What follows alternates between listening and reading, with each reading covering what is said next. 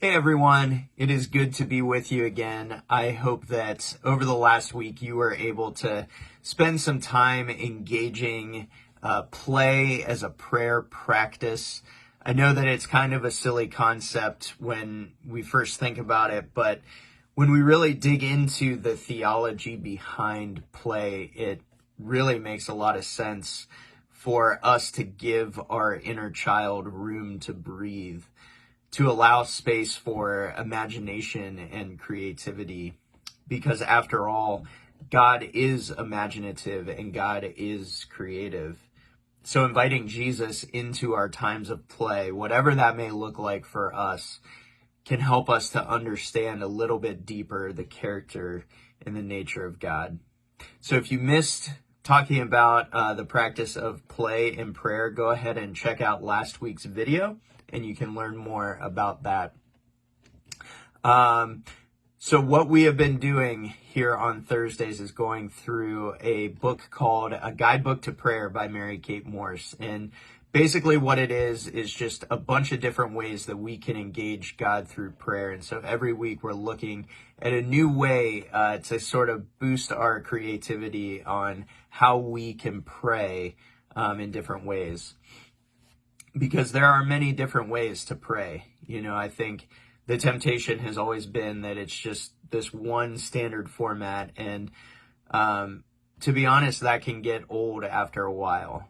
Not that it's bad, but it just gets old. And when things get old, we tend to neglect them. So the hope here is that through maybe some new and creative ways to engage God through prayer, that it will enliven your prayer experience. Today we are jumping into chapter 13 of her book, which talks about Lectio Divina, or scripture prayer. This type of prayer allows us to dig deep into a passage of scripture to allow it to form us. It's not necessarily about gaining knowledge about the passage, but gaining wisdom from it. We are allowing the words of our ancient past to breathe new life into us, to breathe growth, to breathe change into who we are. Mary Kate, she begins this chapter by saying, books and media and teachers have changed our lives. Who hasn't read something or heard a presentation or watched a documentary or film on some topic and not felt internally shifted? Our minds are opened and clear. Our hearts are filled with passion. We see. We are hungry to understand and to know. So I think we can all think back to a time where a particular medium has influenced our lives, where it had changed our perspective on something. Like Mary Kate said, maybe it was a really compelling documentary, maybe it was a teacher, maybe a book or a movie, maybe even a convicting sermon. But whatever it was, it left you thinking for days, and you slowly began to think differently about something. That's growth. That's change. And that's something that we need to be open to as Christians, as Jesus wants us to be formed more into his likeness. Not just for the benefit of others, but for the benefit of ourselves. Because when we grow and when we change and when we become more like Jesus, we are growing into the way of love, the way that God had always intended. Mary Kate continues on with this quote. She says, God sent Jesus Christ to invite everyone, even the marginalized and the sinners, into his kingdom. Birthright came not through blood, but through relationships. Jesus proposed an economic system based on generosity and hospitality rather than honor, which no one could really gain through right behavior. It was this bold worldview that caused the religious leaders to fear and despise him. Jesus was undermining their authority as he challenged their dependence on legal behaviors rather than on God's love. Order and being right had replaced radical dependence on God for holiness, and Jesus' well-being came through a lifestyle of hospitality and grace. Examples of Jesus' critical wisdom teaching abound in the Sermon on the Mount, which is Matthew 5-7. One of the most radical and most representative of Jesus' wisdom is found in Matthew 5:43-48, the passage calling us to love our enemies. Teachings such as these take a lifetime of walking in faith to understand and to live out. We are much more comfortable with order and safety and success than the disorder of constantly trying to live out this teaching. Who are our enemies? How do we love them? Do we really pray sincerely for their well-being? Responses to questions like these also change. Our enemies change. Our world changes. We change. Understanding and truth become more closely aligned with the heart of God over time and with experience. The wisdom tradition allows us to continue to seek insight and to know God's truth. So I consider myself to be a pretty organized person. I like things like rhythm and consistency. I like predictability. So the thought of growth and change, to be honest, terrifies me because I cannot plan for it.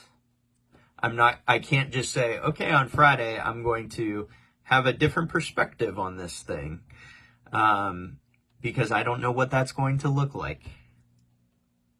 But to think we do not need to grow and change is to also say that we have it all figured out already. There is no more wisdom to be gained. I know everything that I need to know.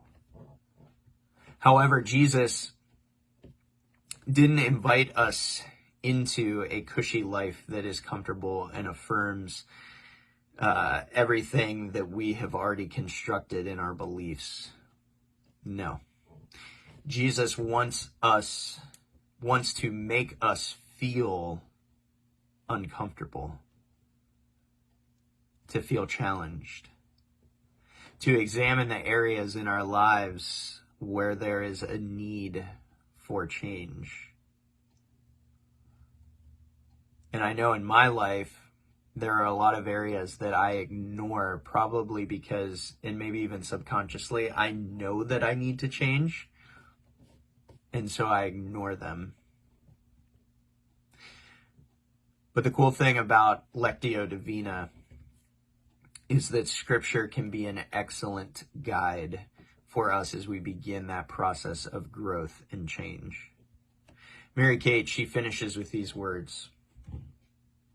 She says, "We have the Bible, a wealth of truth to guide us, but our humanity and our time and circumstances can hinder our full understanding of God's truth. The living Word, Jesus Christ, lives in us and continues to teach us and fill us with his grace and truth. Therefore, in prayer, we come to Jesus to see his mind. Study is important. Discussion with others is helpful. Scholars, teachers, and pastors guide us. The Lord is light in others and in history. However, we also need a prayer style for reflecting on truth in our lived experiences. Historically, this prayer style is called Lectio Divina, Latin for spiritual reading. Lectio Divina invites us to listen to the living Word for perspective and teaching as we reflect on the written Word. It requires a rhythm of spoken word and silence for reflection. So as you participate this week, consider having an open heart and an open mind. Consider that we all still have room for growth and change. Allow yourself to listen as the Spirit speaks in a gentle whisper. To recognize the need for growth and change is not meant to shame you. It is not saying you are a bad person. It is simply about living in humility as you think about the ways you can do and be better for the sake of the witness of the gospel. So go at your own pace, but there is always room for growth, no matter how much we might not think we need it. So as we talk about the practice, in the title section of this video is a link to a Google Doc. And that Google Doc is the same Google Doc that I attach to these videos every week. And it just adds on the simple steps for each different type of prayer that we're doing. So if you scroll all the way to the bottom on that document, here are the steps for engaging in Lectio Divina. So to really experience the wisdom benefit of Lectio Divina, I would encourage you to practice this prayer over 3 to 4 days this next week, and use the same passage each day as you engage. Ask Jesus to give you eyes and ears, eyes to see and ears to hear before even reading the passage. Go into it with a posture of humility, asking Jesus to guide your steps. So you will pick a passage, and I would encourage you to pick a passage that might challenge your way of thinking. Pick one that is somewhere between 2 and 10 verses.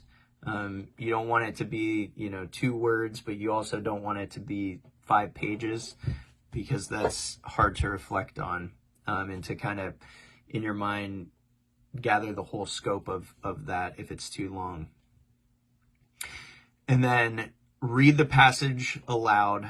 Each time you do this, read the passage aloud a couple times, and then sit in silence, maybe 3 to 5 minutes, reflecting on the words. Consider the words or phrases that seem particularly relevant to your life. And it can even just be one word. What is one word that sticks out? And listen for how Jesus might be teaching you or leading you to respond. And then at the end, journal about your prayer experience. Take just a couple minutes each day to journal. Ask questions like, do you notice any patterns after reflecting on the same passage? How might you move from noticing things to really changing a behavior? What specific thing might you do?